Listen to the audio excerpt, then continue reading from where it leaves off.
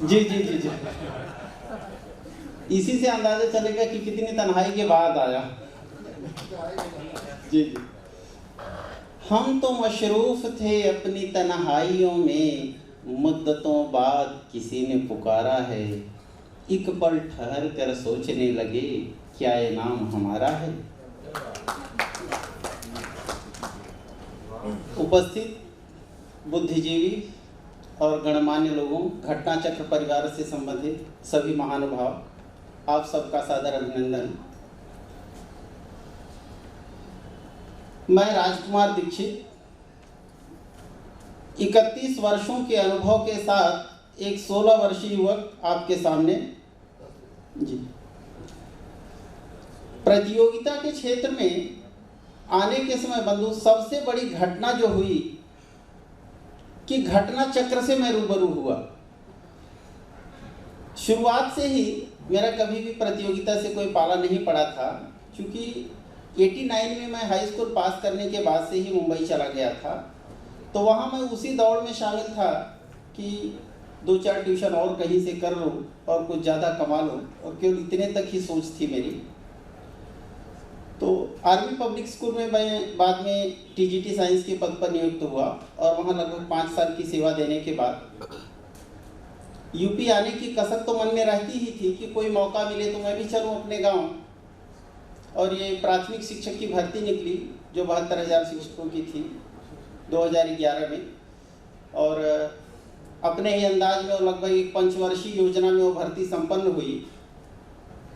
तो यहाँ आकर के 2016 से जब मेरी मौलिक नियुक्ति हुई तो मेरे कुछ मित्र वहीं मिले प्राथमिक शिक्षक, और उसी साल एक मेरे मित्र थे संजय तिवारी जी, वो बहुत पहले से यहाँ संघर्षरत थे इलाहाबाद में, और उनका चयन हुआ।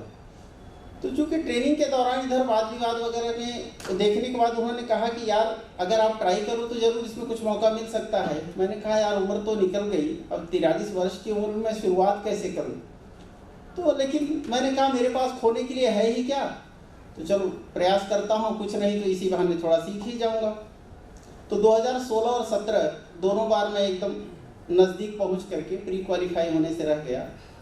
2018 ये मेरा प्रथम और अंतिम प्रयास था, और गलती से इसमें सिलेक्शन हो ही गया। और एक शिकायत मुझे लोक सेवा उत्तर प्रदेश लोक सेवा आयोग से है कि इन लोगों को सिलेक्शन जो रैंक डिसाइड करते हैं ये मार्क्स के हिसाब से नहीं, डेट ऑफ बर्थ से करना चाहिए।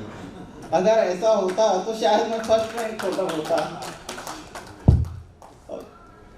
जैसे यहाँ पर मैंने देखा कि चूँकि मैंने बताया कि प्रतियोगिता के क्षेत्र से मेरा बहुत नज़दीकी रिश्ता नहीं रहा है, लेकिन इलाहाबाद में थोड़े दिनों तक रहकर, करीब मेडिकल लीव लेकर मैं 40 दिनों के लिए आया था। यहाँ पर एक लाइब्रेरी में रहता था माउंट फड़गंज में।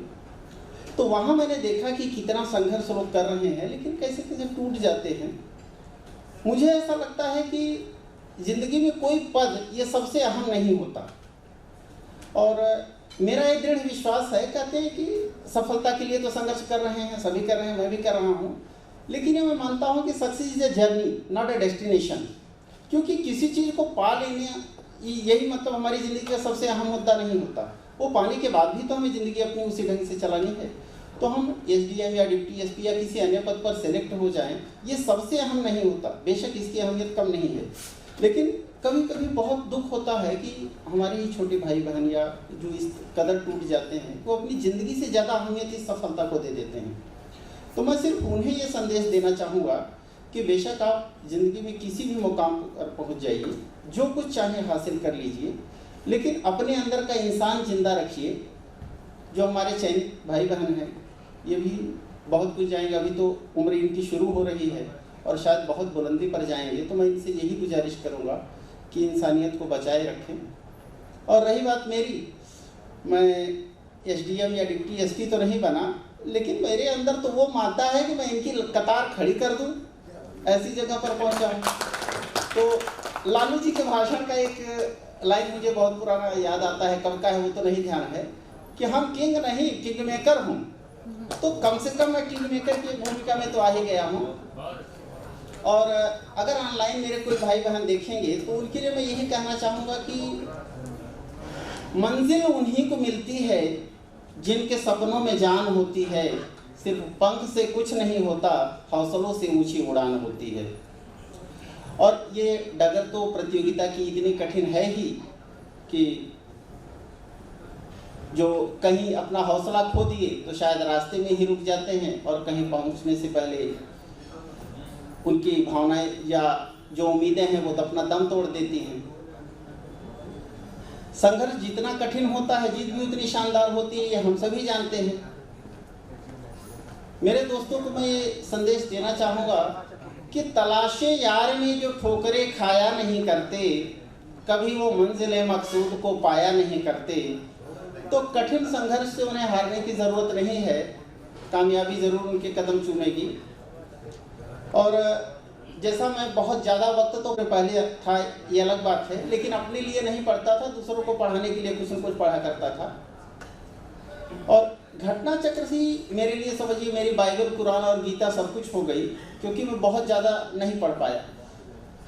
मुख्य परीक्षा के लिए भी पहली बार इन्होंने अपना जो अंक प्रकाशित किया, बहुत अच्छा रहा, लेकिन थोड़ा सा मैं क्रिटिसिज्म तो नहीं कर सकता, लेकिन मेरा ये सुझाव है कि उसकी भाषा अगर थोड़ी और सरल हो, खास तौर पर जो कुछ ये परिभाषाएं दी जाती हैं, तो शायद हमारे दोस्तों के लिए बहुत ज़्यादा और आसान हो जाए उनका रास्ता। और एक चीज़ मैं ये कहना चाहूँगा कि ट्रांसलेशन की जो समस्या आती है, बार बार उस पर बहुत विस्तृत चर्चा भी होती है। तो हिंदी माध्यम की पुस्तकों में उसको शुद्ध हिंदी के रूप में भले आप लिख रहे हैं, लेकिन कहीं न कहीं उसके कीवर्ड्स में उसका इंग्लिश वर्जन जरूर होना चाहिए, क्योंकि ये कठिनाई मैं खुद भी महसूस किया हूँ कि इंग्लिश वर्ड तो एक ही है, क्लियर हो जाता है, पर उसके ट्रांसलेशन में विसंगतियाँ पाई जाती हैं। तो थोड़ा अगर इस पर ध्यान देंगे तो हमारे आने वाले मित्रों के लिए बहुत सहायक सिद्ध होगा। और रही बात घटना चक्र के लिए, मैं शुभकामना देना चाहता हूँ कि सदा बढ़े ये उन्नति के पथ पर, यही कामना होती, अखिल विश्व में सदा विराजे इसकी कीर्ति सुचिपोती। और समस्त घटना चक्र परिवार को भी मैं धन्यवाद देते हुए, टाइम मैनेजमेंट आपने किया, तो चूंकि मैं बताया कि मैं एक प्राथमिक शिक्षक के रूप में हूँ, घर से 30 किलोमीटर दूर आता जाता हूँ और विद्यालय में अकेला हूँ, तो वहाँ की भी सारी जिम्मेदारियाँ मुझे ही देखनी रहती हैं और परिवार में भी अकेला हूँ। मेरे 2 बच्चे हैं, छोटा बच्चा इंटरमीडिएट फाइनल में है और बड़ा बच्चा बीएड सेकेंड ईयर में है। तो घर का भी सारा कुछ देखभाल मुझे ही करना रहता है। और मैं एक शुद्ध रूप से किसान का बच्चा हूँ, तो किसानी भी करता हूँ और गौ सेवा में सुबह शाम अपना वक्त गंवाता हूँ, मतलब लगाता हूँ, गंवाता मैं गलत शब्द बोल गया, उसके लिए क्षमा चाहूँगा। तो पढ़ने का वक्त बहुत कम मिल पाता है मुझे, 2-2.5 घंटे से ज़्यादा मैं कभी पढ़ नहीं पाता था प्री के लिए। लेकिन शायद जो मैं ट्यूशन वगैरह पढ़ाने के लिए अपना वक्त वहाँ गुजारा था मुंबई में, वो मेरे लिए कहीं न कहीं काम आया। तो शायद मेरी तैयारी का ही वो एक हिस्सा था, जो कि मुझे नहीं पता, लेकिन इनडायरेक्टली वो मुझे बहुत फ़ायदा दिया। मेंस परीक्षा के लिए मुझे लगा 2 घंटे में कुछ नहीं होगा, क्योंकि ABCD कुछ नहीं पता था मुझे उसका। तो यहाँ आने के बाद लाइब्रेरी ज्वाइन किया, मुंफोड़गंज में आस्था लाइब्रेरी। तो सुबह 6 बजे मैं रूम पर से निकल करके आ जाता था और रात को 10 बजे तक वहाँ रहता था, क्योंकि मुझे लगता था कि फिर से तो कोई मौका है नहीं, तो कम से कम मुझे ये पश्चाताप न हो कि मैंने अपनी तरफ से कोई कसर बाकी रखी। वहीं से रह करके अपना होटल में खाना पीना सब कुछ, क्योंकि मेरे लिए यहाँ कोई व्यवस्था तो अलग से थी नहीं। तो मुझे लगता है कि अब हर किसी की दिनचर्या अलग हो सकती है, लेकिन उसमें जब तक आप पढ़ें, पूरे डेडिकेशन से पढ़ें, तो उसका कुछ परिणाम सार्थक निकल सकता है। क्योंकि ये किसी के लिए नहीं कहा जा सकता कि आप 8 घंटे पढ़िए या 12 घंटे, वो हर किसी की अपनी फिजियोलॉजी और अपने पढ़ने की क्षमता पर निर्भर कर सकता है।